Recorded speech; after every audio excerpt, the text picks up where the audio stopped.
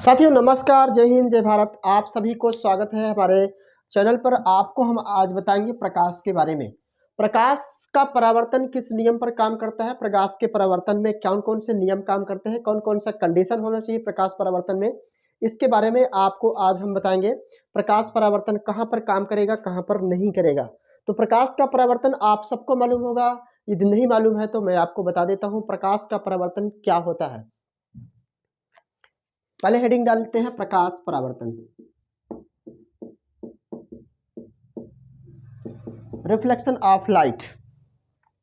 तो आपको बता दूं कि प्रकाश का टकराकर उसी माध्यम में पुनः वापस होना प्रकाश का परावर्तन कहलाता है। प्रकाश का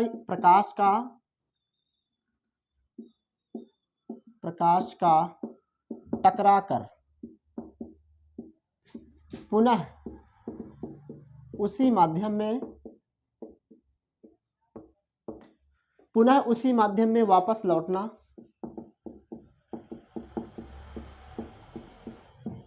प्रकाश परावर्तन कहलाता है।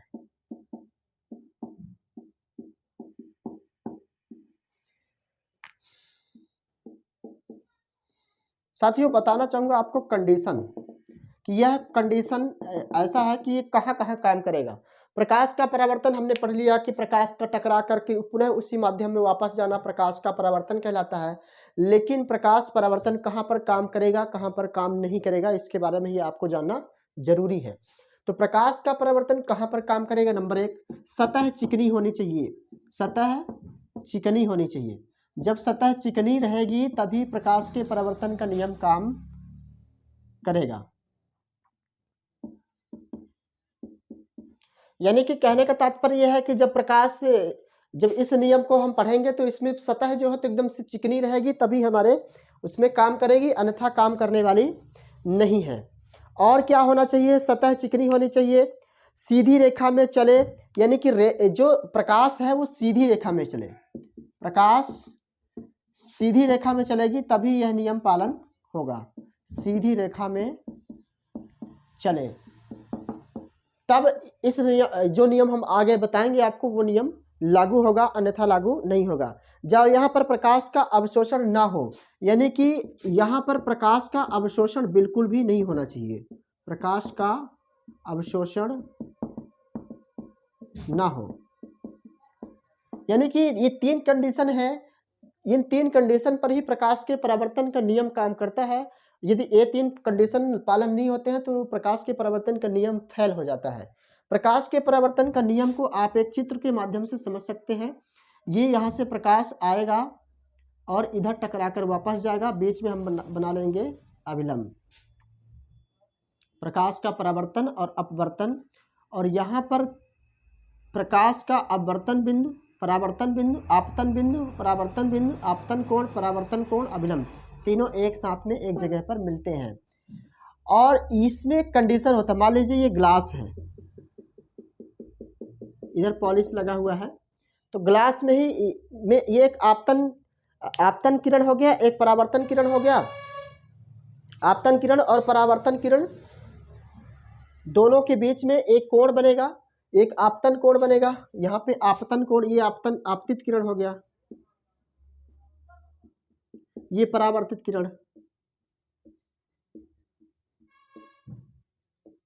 अब यहाँ पे एक कोण बन रहा है, यहाँ पे भी एक कोण बन रहा है, इसको आप लिख सकते हैं आपतन कोण, परावर्तन कोण, सॉरी। यदि यहाँ पे परावर्तन कोण है तो इस पर आपतन कोण होगा, ये आप अच्छे से समझ सकते हैं। आपतन कोण और परावर्तन कोण इस प्रकार से हो गया। और इसमें जो नियम होते हैं, कौन कौन से नियम पालन करेंगे।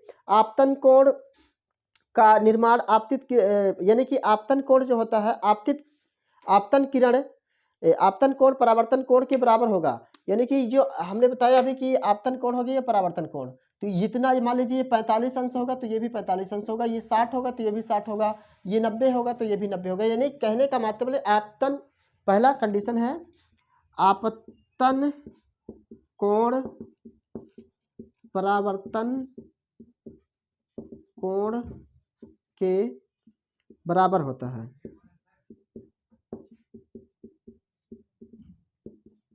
आपतन कोण और परावर्तन कोण दोनों क्या होते हैं, बराबर होते हैं।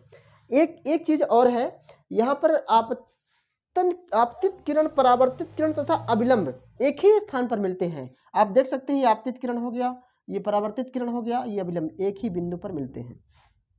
आपतित किरण तथा ना लिखो, परावर्तित किरण तथा अभिलंब एक ही बिंदु पर मिलते हैं। आपतित किरण, परावर्तित किरण एक ही बिंदु पर मिलते हैं, यानी कि ये दोनों कंडीशन है। और ये आप प्रकाश का परावर्तन से संबंधित प्रश्न यदि पूछता है आपको, तो आपको लिखना प्रकाश परावर्तन, परावर्तन प्रकाश का टकराकर पुनः उसी माध्यम में वापस लौटना प्रकाश का परावर्तन कहलाता है। एकदम इजी है, एकदम सरल है, और ये कंडीशन पर काम करता है। सतह चिकनी होनी चाहिए, प्रकाश सीधी रेखा में चले तभी ये पालन होगा।